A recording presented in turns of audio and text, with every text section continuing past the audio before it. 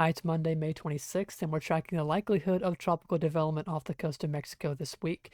You can see this broad area of thunderstorm activity blowing up today south of the country, and this is part of a kinked part of the intertropical convergence zone, which is beginning to form a broad area of low pressure.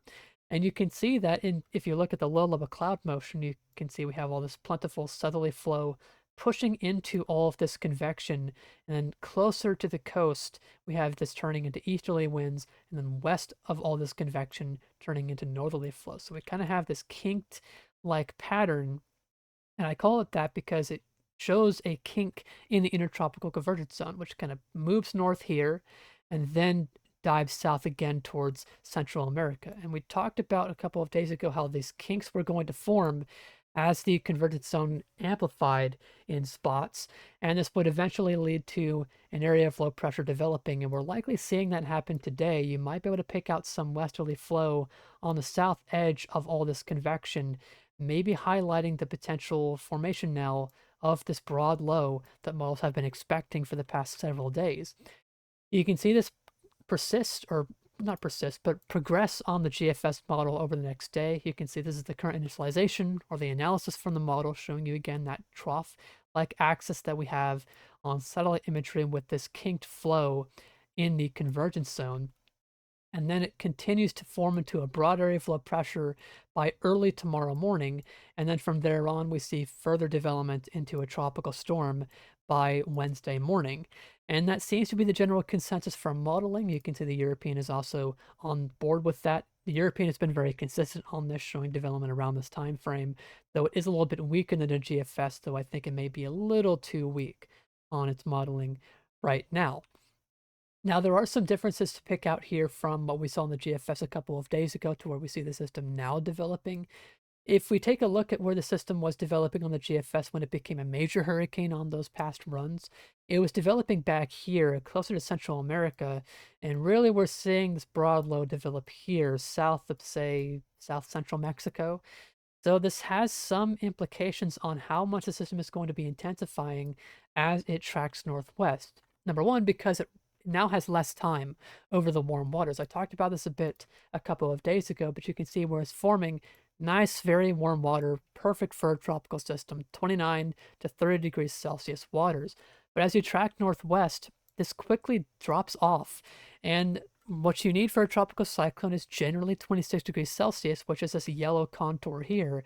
And you can see it's not that much of a distance. If the system is forming here, it's not that far of a distance to get to those cooler waters, and with the system forming further west here, it's likely not going to have too much time in this warm water to intensify. Alongside that, and the potentially bigger issue for the system, is that it's going to be running into more wind shear even before it reaches the cooler water. You can see this is the upper level wind plot showing you winds at the top of the troposphere from the GFS. This red L is our storm, a hurricane on the time, or by this time on the model on Thursday night. And you can see we have this upper level high pressure system centered right over Mexico. Now, if you remember a couple of days ago, when the GFS was having this system be very strong, the system was coupled directly underneath of this high. An effect of the system being further west now in development is that it's forming on the west side a little bit faster in advance of this high pressure system. And because of that, it will now find itself on the western end of this ridge. Now, initially, the shear is not going to be all too bad. You can see here, the shear is not all too bad by this point when the system is formed into a tropical storm. And this will likely facilitate intensification, probably getting towards hurricane intensity. I'd say the system has a good bet to reach hurricane status, but it's going to quickly run into an issue of wind shear as the upper level low off toward this northwest begins to amplify. You can see this jet streak taking shape. It helps to amplify this upper level high pressure system. And we also see winds around the high begin to increase.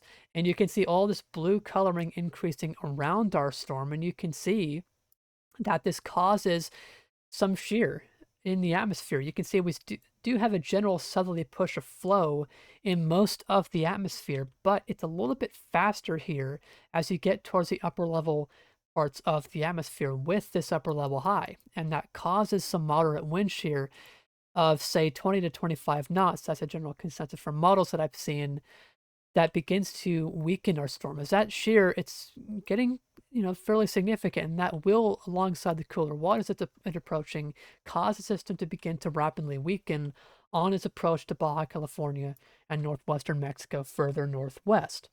Now, exactly how much intensification we see, that does depend on how early the system forms. Does it form a little bit quicker than models are expecting, maybe say Tuesday night, or is it a little bit later, maybe Wednesday afternoon when we see that development? And there's also a question of how compact is it when it actually forms. If it is a little bit bigger, it may be able to intensify a little bit more because it would be more resilient to the shear for longer. A smaller system, it can have big fluctuations in intensity, and that may, in theory, allow it to intensify a little bit more, but it is a little bit more susceptible to wind shear impacts, so that may cause it to deteriorate faster and not, in ways, get as strong as it could if it was, say, a more average sized tropical cyclone. I guess that's what I'm going for here, or sizes. And those things are going to be a thing that we have to watch for. My bet would be that we have more of an average sized tropical system. Usually, with developments like this, with a broad low like this, you don't get much compact storms out of this. You usually get more of an average sized tropical storm. And my best guess right now is that we'll see a high end tropical storm or low end hurricane. Now, for impacts to land, you can see the system is getting close to Baja California and northwestern Mexico on this forecast. And this is because of the pattern that I talked about a couple of days ago.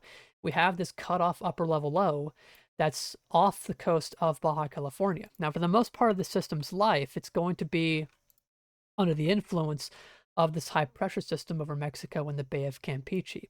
But we've talked about how this upper level low being cut off is a little bit more uncertain. And we've had a lot of, still to this day, a lot of uncertainty on exactly where the system is going to be located. And the orientation of it being further east or further west is crucial because that determines how far west this ridge is positioned for our storm. Because, like I said a couple of days ago, the system is just going to follow the western edge of this ridge. And wherever the western edge of that ridge is set, the storm will follow.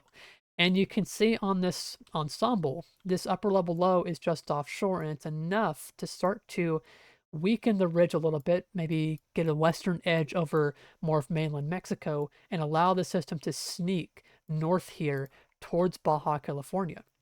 Now, another change from a couple of days ago is that you can see this trough digging into the Gulf off the south coast of the United States. This has been digging in a little bit more on recent model runs than the past couple of days, and this does begin to suppress this ridge a little bit over the Gulf and over Mexico, and that may further help this bridge weaken and allow the system to slip northward. Now, this is nowhere near a concrete forecast. This is still 5 days out. And like I mentioned a couple of days ago, upper lows like this can be more difficult for models to catch on to. And also, this trough over here in the northern Gulf is changing quite a bit in recent model runs. So there's still a lot of moving parts here, and the forecast can change. But for those in Baja California and northwestern Mexico, it's worth watching this system, as even if the system will be weakening, it will, with the shear vector that we have, bring a lot of this deep tropical moisture up north with it. You can see as the system is nearing the coast, this is by Friday afternoon local time, here's the center of the storm, well away from the coast, but you can see all this deep green showing deep tropical moisture being pushed north by that southerly shear vector, and that will be pushing a lot of this deep tropical moisture ashore and could lead to heavy rainfall, which in the mountainous terrain here does not take much in the way of rain at all to cause flooding issues in Mexico. So it's certainly still something to pay attention to, even if the system is going to be weakening coming up towards your location. So with all that said, the National Hurricane Center has given this a 90% chance of developments, 70% in the next 2 days, which I'm inclined to agree with what we're seeing on global models and also current development. And again, for Baja California and northwestern Mexico, I will still pay attention to it. Once the system does begin to form into a tropical cyclone and get to tropical cyclone status, the Hurricane Center will initiate advisories on that, and they'll have official forecasts on that, and they'll show the track forecast in those. And I'll leave a link to their website at the top of the description, and I'll also leave a link to the Mexican Weather Service as well at the top of the description so you can click to those links and see weather for your local area as the system continues tracking towards the northwest. That's all that I've got for today. Thanks for watching.